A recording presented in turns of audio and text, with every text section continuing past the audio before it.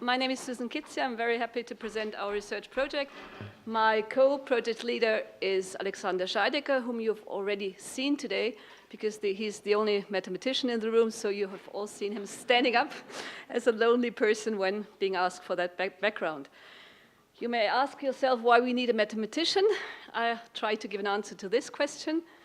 What I asked myself listening to the first presentations was, why aren't we in the circular economy block? Because a lot of what we have seen or we have heard is very similar to what we are doing.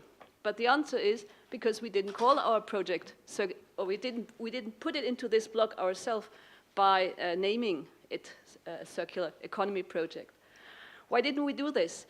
We think circular economy is not a goal by itself. And if you look at our case study, which you see very clearly on this slide, you can ask yourself, why don't we just, or what is wrong with a linear economy in this case? I mean, you can just dig out stones out of the ground and build buildings or other structures, then you demolish it and you give it back to nature.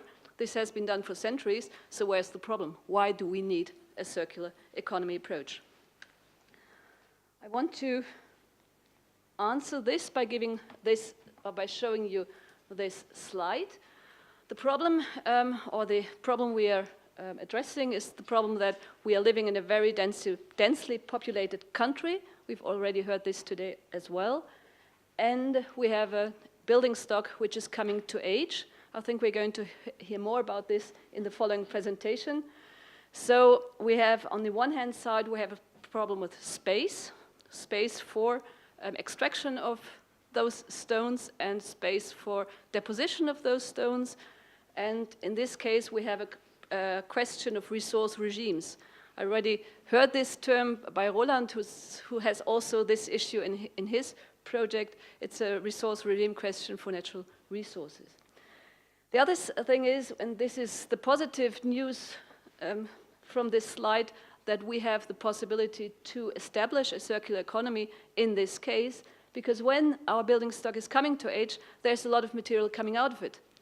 And this addresses the question over the concept of urban mining, which is also behind our research project, not only the concept of circular economy.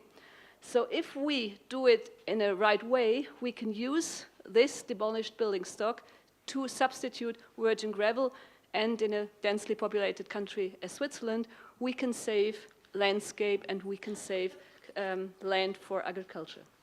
So that's basically our starting point. What we have observed in the last decades is that construction companies are already adapting to this situation, especially in the canton of Zurich, where we have this problem of density. We have seen a development of new business models, a business model moving from the traditional model using primary resources to a new model using demolished concrete or demolished stones to recycle or to build new construction materials. This has been triggered by different public policies in waste management, but also in public procurement. And we are very interested in this interaction between the policy development and the adaptation of business strategies. And that explains the term we are using as title of our project, the co-evolution. We think both are developing in line with each other. So the basic idea is we take these business models, which can be favorable or not favorable for sustainable development, for the circular economy. We ask ourselves what triggers the success of these business models, and as a third question, we say, is it positive or is it negative? As I said in the beginning, we don't think that circular economy by itself is a name by itself, so we really have to make some statement of whether we're moving into the right direction or not. The research questions you see here are very similar to what Volker has presented, and I think also Roland is going into the right direction. It's the question of what drives changes, what drives the transition process, and is it driven into the right direction. What is different now is our research approach. Our research approach is based on a coupling of two different models, and that's where the mathematician is coming into. He is in charge of this system dynamic model you see here. We make an attempt to model the development of economic and social technical systems on a quantity-based model, which is going to be the challenge, and I'm very curious of how this is going to develop.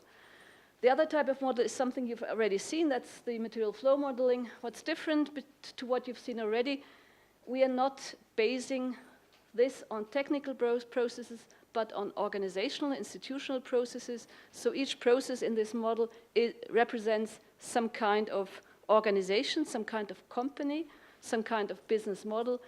And we're also trying to assess the value added and the turnover and costs of all these processes, because it has to be meaningful towards the question of how business models function and whether they are successful and not.